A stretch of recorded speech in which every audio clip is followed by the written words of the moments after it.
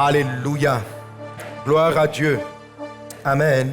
Alors aujourd'hui, nous allons continuer sur la 6e grande victoire que Dieu accorde à ses enfants. Amen. Tu es sur le point, par la grâce de Dieu, de vivre une victoire extraordinaire.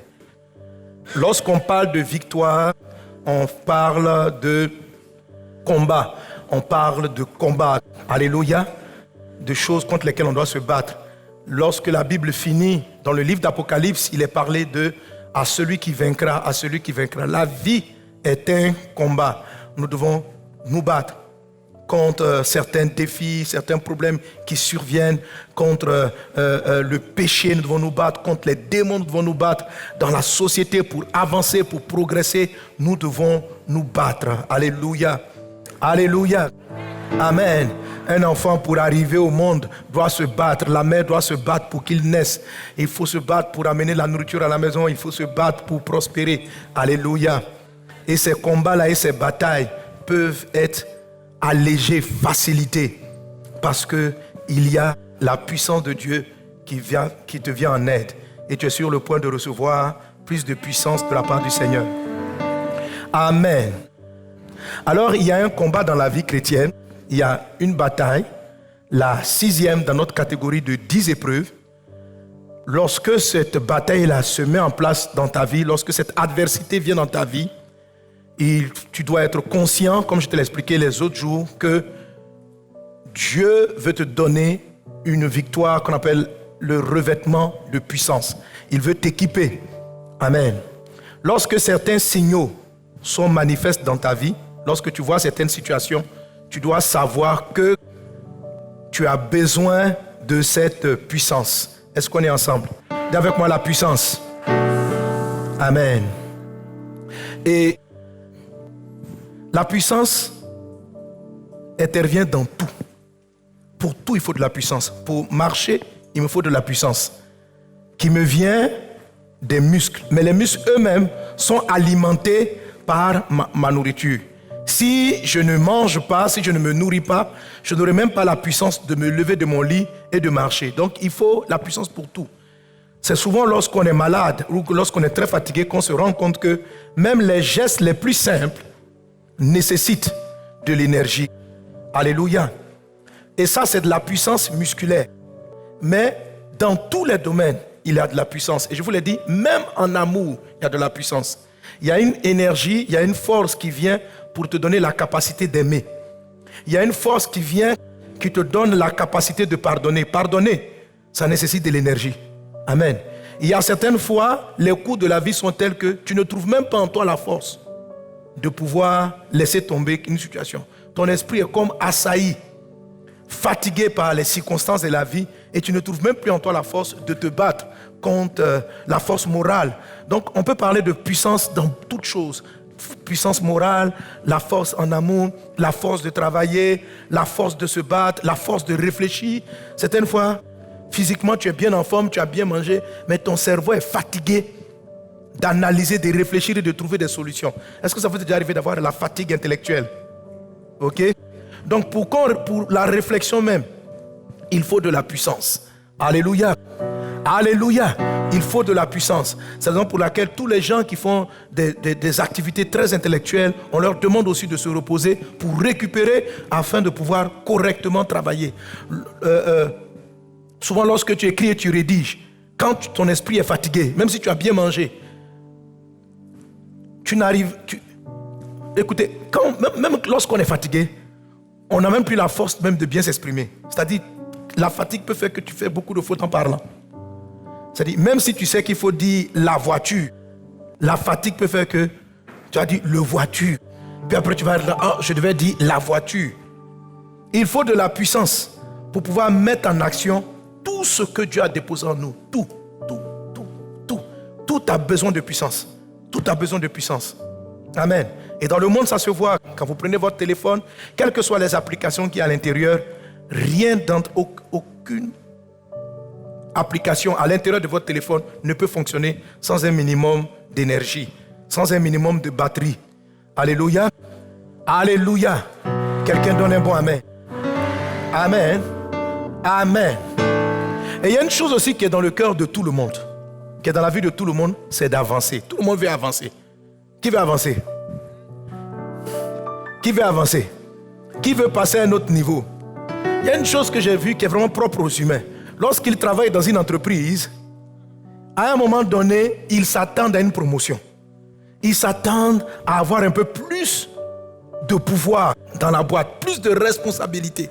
Lorsque quelqu'un fait 10 ans, 5 ans, 8 ans au même poste, il n'est pas à l'aise.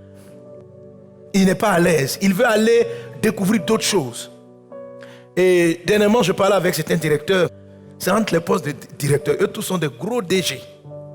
Et le monsieur m'explique. Il dit, tu vois, si on m'enlève directeur général de là d'où je suis, on me met directeur général dans un autre pays. Oh, c'est 2 pays. Hein. Directeurs généraux, ils sont des directeurs généraux de pays. Il dit non, mais entre nous-mêmes dans les directeurs généraux, celui qui dirige tel pays est plus puissant. Si tu l'amènes dans tel autre pays, c'est comme si tu l'avais rétrogradé. Même s'ils ont à peu près le même salaire, même s'ils ont à peu près le même titre de DG. C'est-à-dire, même dans un titre de directeur, il y a, je parle avec une des filles spirituelles aussi, qui a le poste qu'elle occupait ici en Côte d'Ivoire, elle allait l'occuper dans un autre pays. Et donc elle vient, moi je ne comprenais pas, elle vient, elle dit, je suis nommé tant, mais c'est la même poste qu'elle avait. Je lui dis par exemple, secrétaire de ceci. Et puis elle me dit le pays, je suis nommé à ce poste. Je crois que c'était au Niger. Au Niger. Je dis, mais en temps normal, Abidjan, tu étais à Abidjan au même poste, tu vas au Niger. Pourquoi tu suis contente? Elle dit non. Le budget alloué au Niger, le Niger dans notre organisme international, c'est très fort. Quand on t'affecte au Niger, ce sont les meilleurs qu'on amène au Niger. Donc pour le même poste, affecté là-bas, c'est une autre dimension. Est-ce qu'on est ensemble? Alléluia. Alors j'ai vu que tous les hommes aspirent à la promotion, à avoir mieux demain que ce qu'ils ont aujourd'hui. Et ça, c'est légitime. Les animaux ne cherchent pas ce genre de choses-là. Les animaux ne cherchent pas à progresser. Les animaux ne cherchent pas à vivre forcément mieux. Ils essaient de s'adapter à leurs circonstances présentes. Ils ont un instinct de conservation, ne pas mourir. Mais chercher à avancer, ce n'est pas en eux. Est-ce que tu comprends? Un chien ne va pas faire une grève pour dire qu'il veut une promotion salariale. Ou bien il veut un meilleur lit. Ou bien il veut mieux dormir dans la maison. Si tu l'as mis dehors, il va se contenter de dormir dehors. Si tu l'as habitué à dormir dans ta chambre, il va se contenter de dormir dans ta chambre. Là où tu l'as placé et tu l'as éduqué, il va se contenter. Mais l'homme a une soif d'aller vers quelque chose d'autre. Et ça, ce n'est pas le diable, ça vient de Dieu. Est-ce qu'on est ensemble? Ça vient de Dieu. Parce que tu n'es pas un animal. Tu es un être créé à l'image de Dieu. C'est normal. Il y a ceux qui pensent que c'est de l'ambition, c'est de l'orgueil. Ce n'est pas de l'orgueil, ce n'est pas de l'ambition. Il y a un sentiment en nous, en chaque homme, de progresser. De progresser. Alléluia. Seulement, il faut savoir le canaliser. Il faut savoir. Alléluia. Amen. Pour progresser dans ta vie, il te faut aussi de la puissance. Et plus tu seras en haut, plus tu seras encore puissant. En fait, ce qu'on recherche, quand on dit progresser là, c'est juste plus de pouvoir. Vous savez ça? Amen. Si tu étais chef de service, tu veux passer directeur. Parce qu'en tant que directeur, tu as plus de pouvoir. Si tu étais chef de service, et puis on veut te mettre sous-chef de service, tu bouges, tu changes de poste, il y a un changement. Mais ce n'est pas un changement qui va te plaire. Parce que c'est un changement où on te fait perdre de la puissance. Est-ce qu'on est ensemble? Si tu es colonel, on te fait descendre pour devenir capitaine. Ça ne peut pas marcher. Est-ce que tu comprends? Donc, on cherche du pouvoir, mais pas du pouvoir. On veut changer de position. Tout le monde peut changer de position, mais pas en descendant, en progressant, en ayant mieux. Tu veux avoir plus que ce que tu avais hier. Tu vas avoir plus de puissance. Et c'est valable à tous les niveaux. Comme je t'ai dit que le pouvoir intervient dans tous les niveaux. Dans un mariage, on souhaite que l'amour du mariage progresse. Un couple où l'amour ne progresse pas, où tu aimes moins ton conjoint aujourd'hui que tu l'aimais hier, va poser un problème. C'est contre ta nature, c'est contre la nature. Une situation familiale, professionnelle où tu es statique, depuis un moment, vous n'avancez pas. C'est contre-productif. Ton esprit, parce que tu n'as pas été créé comme ça. Tu as été créé pour avancer. Est-ce qu'on est ensemble? Pour faire mieux. Quand tout autour de toi, ou bien dans un domaine spécifique, peut-être financièrement, tu vois que tu n'avances pas. Tu sens que tu dois prendre plus de responsabilités.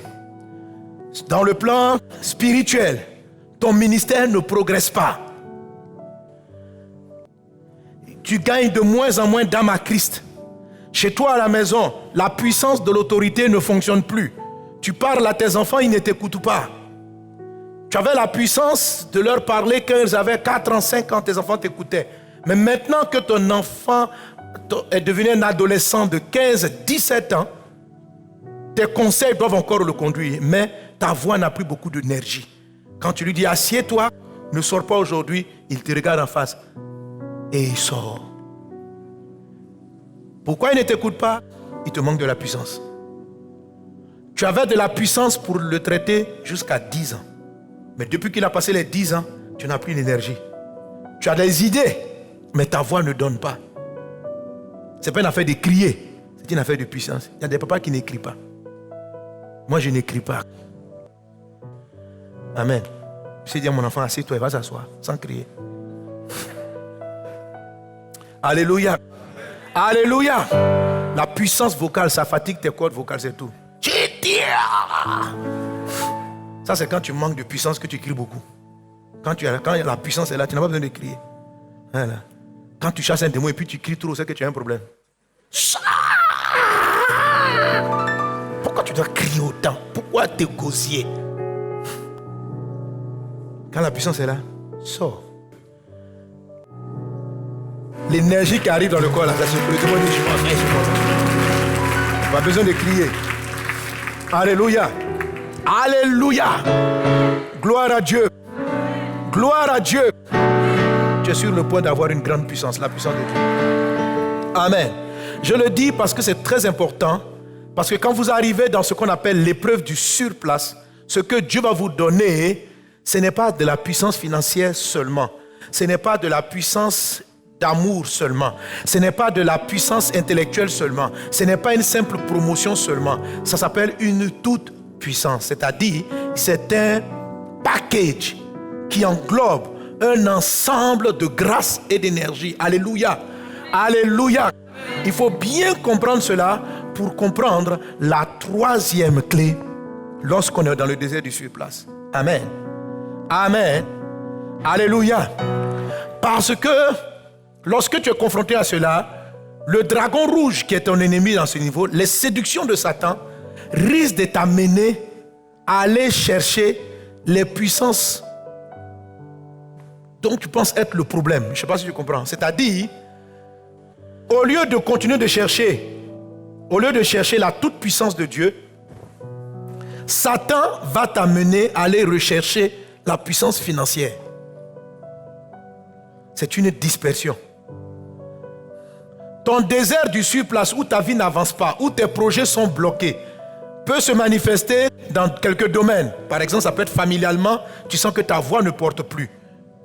Professionnellement, tu sens que tu as moins de... Ça ne bouge pas beaucoup.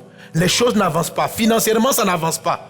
Donc, le désert, l'épreuve du surplace, parce que la victoire numéro 6 intervient par rapport à l'épreuve du surplace. L'épreuve du surplace va se révéler à toi. Au début, ce n'est pas dans tous les domaines. Ça va toucher juste ton côté professionnel. Si tu ne prêtes pas attention et que tu ne vas pas chercher la toute-puissance et que tu te disperses pour chercher une promotion professionnelle, elle va après arriver dans ton foyer. Le même problème de surplace. Pour que tu prêtes attention, que tu manques de puissance, et ce dont tu as besoin, c'est de la puissance de Dieu. De la puissance de Dieu, c'est-à-dire une puissance toute catégorie. Reçois la puissance de Dieu au nom de Jésus. Reçois la puissance de Dieu au nom de Jésus. Alléluia. Alléluia. Ce matin, je veux parler avec toi de triompher de la dispersion. Amen. Par la prière focalisée. Alléluia. On va apprendre à triompher de la dispersion. Tu ne dois pas te disperser. triompher de la dispersion par la prière focalisée. C'est la prière focalisée, c'est la prière concentrée qui te permet de recevoir cette puissance dont je parle tantôt. Amen. Amen. Tu as besoin de puissance. Ton Dieu ordonne que tu sois puissant.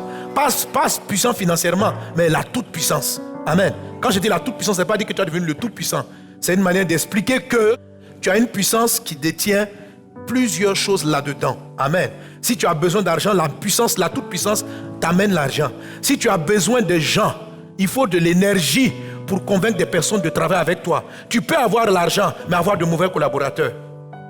Et tu vas faire du surplace. Non pas parce qu'on ne t'a pas financé, non pas parce que la banque n'a pas mis à ta disposition les ressources, mais tu peux faire du surplace parce que les gens avec qui tu travailles ne comprennent rien à la vision. Tu n'as pas la puissance pour les convaincre, pour leur expliquer ton fardeau et ta vision. Tu n'as pas les mots. Quand tu veux leur expliquer, écoutez, voilà ce que je veux. Ils sont là, oui boss, mais ils entendent autre chose. Ils te manquent de la puissance. Ils ont la bonne volonté, mais ils ne t'entendent pas ce que tu dis. Tu diriges un groupe. Voilà ce que l'homme de Dieu a dit. Chantons comme ça, allons par ici. Mais c'est comme si tu n'avais rien dit. Ils entendent autre chose parce qu'ils manquent de la puissance. Reçois la puissance. Reçois la puissance. Reçois la puissance. Au nom de Jésus. Alléluia. Dans un téléphone, il y a des applications qui consomment plus de courant, plus d'énergie que d'autres. Amen. Mais si tu arrives à charger entièrement ta batterie, tout va fonctionner. Est-ce qu'on est ensemble? Que la toute-puissance soit ton partage au nom de Jésus. Amen. Amen. Ah non, j'ai dit c'est plutôt la deuxième attitude. Alors, je dis que lorsqu'on est confronté au désert du surplace, on avait cédé cela. Dimanche dernier, j'ai parlé de ne cède pas à la familiarité. Continue d'honorer ce qui doit être honoré. Donc quand tu es confronté à un désert du surplace, il ne faut pas céder à la... C'était le premier point. Pourquoi? Dans l'histoire sur laquelle nous nous appuyons pour expliquer ce dont je parle, c'est-à-dire l'histoire d'Israël, nous sommes en Exode chapitre 32, précisément au verset 6. Israël, la Bible dit que Israël s'est levé pour se divertir. Lorsqu'on lit le texte, on a l'impression qu'il n'y a pas de mal. 1 Corinthiens chapitre 10, verset 7 va dire en fait que c'est cet acte-là qui a entraîné dans leur vie l'idolâtrie. Ils se sont levés pour se divertir. Et quand je vais dans le mot, dans le sens grec, l'origine grecque ou l'origine hébraïque, car c'est un texte qui est cité dans le Nouveau Testament, donc c'est en grec, et dans l'Ancien Testament, donc c'est en hébreu. Les deux mots qu'on a traduits par dispersion, qu'on a traduit par se divertir, par divertissement, traduisent toutes ces choses-là. Ça traduit d'abord le fait de jouer avec les choses. C'est-à-dire que Israël a commencé à plaisanter avec ce qu'on ne devait pas plaisanter. Ils ont commencé à banaliser les choses. Lorsque tu es confronté à un désert du surplace, ton être intérieur va commencer à banaliser les choses que tu as l'habitude de voir. Tu peux, si tu as un désert du surplace familial, tu peux commencer à banaliser ton mari, banaliser ta femme, banaliser tes enfants, banaliser ton patron. Ça, c'est le piège. Si tu tombes dans la banalisation des choses, tu ne vas pas recevoir la toute-puissance. Amen. Tu dois, lorsque tu sens que tu n'avances pas, familialement, professionnellement, spirituellement, ministériellement, tu dois faire attention de ne pas banaliser les choses. C'est ce qu'on appelle la familiarité. La familiarité, il faut faire attention. Si tu banalises les personnes, les gens, bien sûr, Dieu en premier, tu n'es pas prêt pour recevoir la toute-puissance. Et ta vie va stagner. Les choses vont augmenter autour de toi et ta vie sera en retard. Ton église ne croîtra pas. La vie va s'arrêter. Et ça sera très compliqué. Tu vas beaucoup souffrir parce qu'il va te manquer chaque fois de l'argent, des ressources, de la puissance pour répondre aux nouveaux défis. Est-ce qu'on est ensemble? Alléluia. Et la deuxième chose, c'est que dans le mot divertissement, dans le mot divertissement, il y a aussi la notion de dispersion.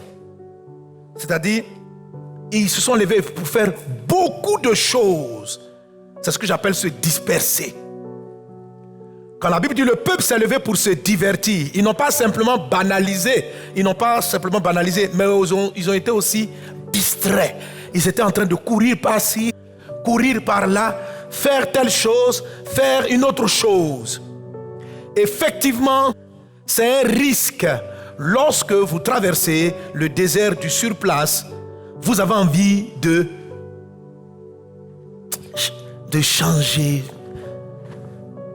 de vous divertir, comme on le dit, mais de vous focaliser sur autre chose. Parce que ton foyer, par exemple, il devient tellement monotone. Tu fais un désert de surplace. Tous les jours, tu te réveilles. Le même visage, la même soeur, la même femme, le même mari, les mêmes enfants. Tous les matins, ils dorment de la même manière. Vous vous réveillez de la même manière. La vie est plate. Il n'y a pas de pimpant, il n'y a pas de piquant. La tendance, le diable, va venir te dire, et si tu essaies autre chose? Dans le désert du surplace, c'est la période où, par exemple, pour les hommes, il y a de fortes tentations. Toi aussi, dans la vie, là, tu aurais un seul mari, quoi. Et tu entends le dragon te parler. Toi aussi, dans la vie, quand même. Toutes les belles filles d'Abidjan. Parce qu'en fait, ta femme, tu l'as tellement vue, même si elle est belle, que sa beauté ne te dit plus rien.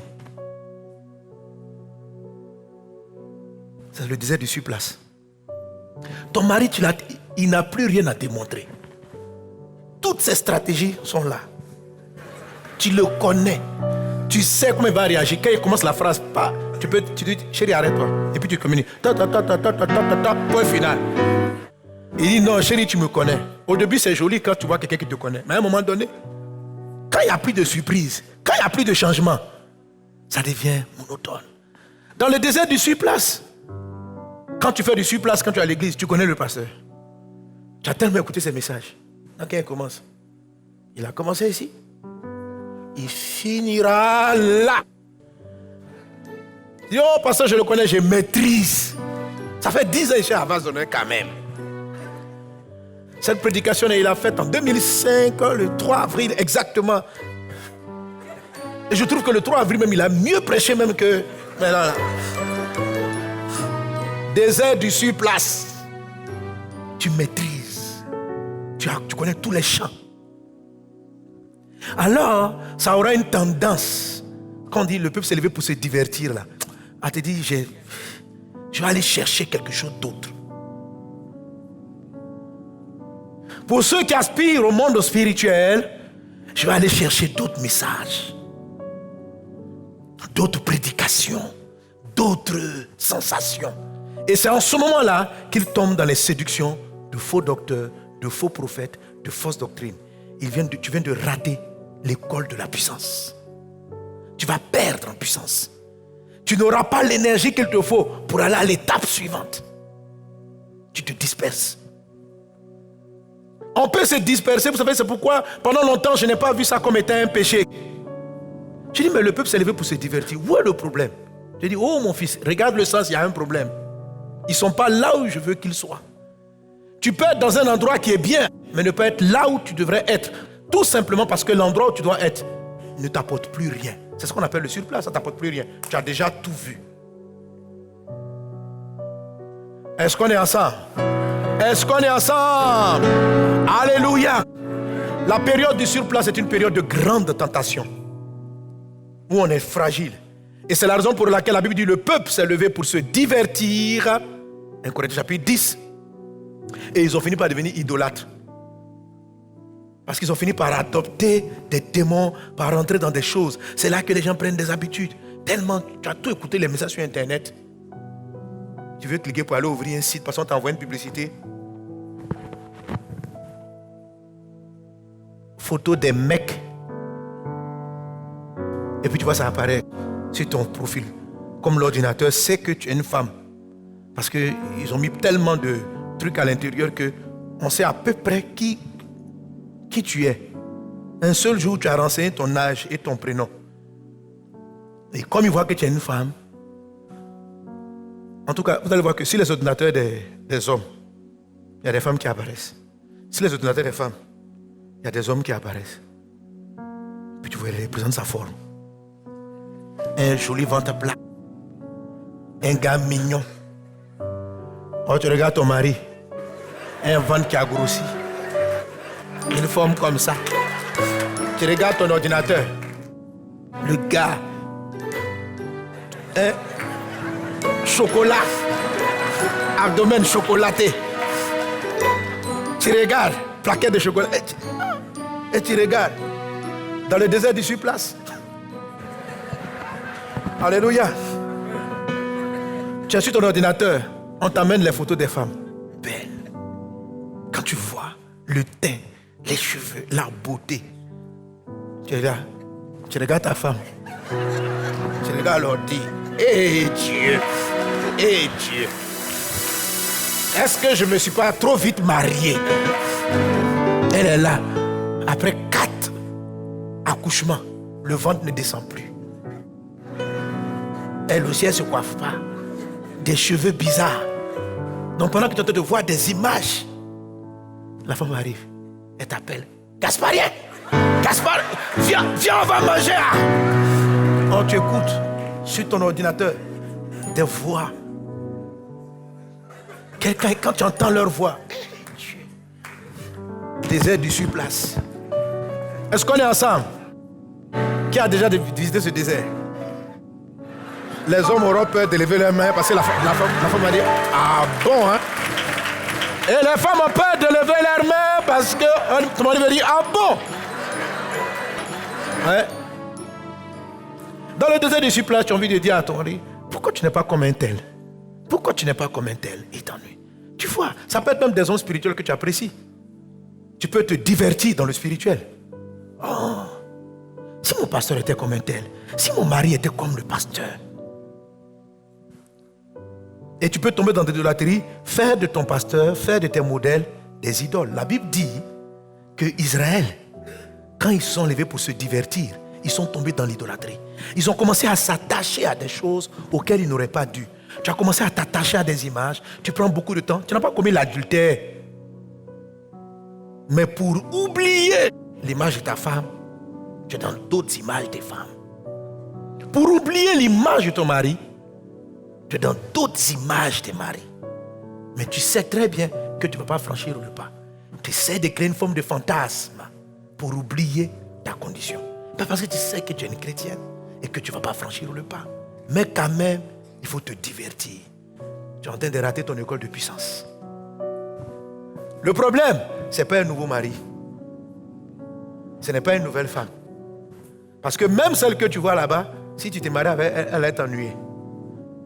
L'ennui du désert numéro 6 arrive avec n'importe qui que ce soit, dans n'importe quel élément. Même la présence de Dieu, même Dieu lui-même, dans le désert du surplace, c'est comme si ça t'ennuie. Tu pries, ça n'est...